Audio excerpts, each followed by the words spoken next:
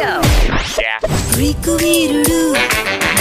16 years back ఈ song విని అప్పుడే స్వీట్ 60లోకి వచ్చిన నేను నాగుతో లవ్ లో పడిపోయా.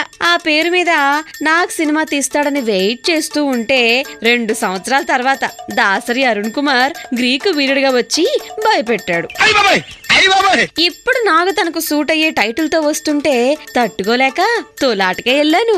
ఏ సోప్ వాడతాడో ఏంటో గాని నా గ్లామరు ఇంకా తగ్గలే. యాక్షన్ కూడా అంతే. కానీ టైటిల్ కి సినిమాకి ఏ మాత్రం సంబంధం లేదు. మిస్టర్ పర్ఫెక్ట్ నే ఇంకో యాంగిల్ లో చూస్తున్నట్టు అనిపిస్తుంది. హీరోయిన్ నయనతార ఉందనే గాని అందము లేదు, ఆకట్టుకునే నటన లేదు. సినిమా అంతా ఫ్యామిలీ అండ్ రిలేషన్స్ గురించే.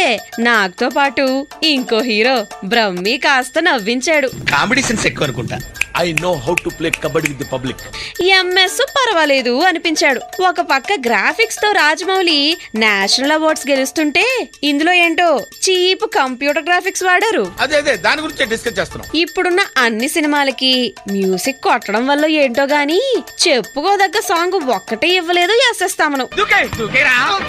సినిమా సాగుతూ ఉంటే నాకు నీరసం వచ్చింది. చివరాఖరికి ఏదో పర్లేదు అనిపిస్తుంది.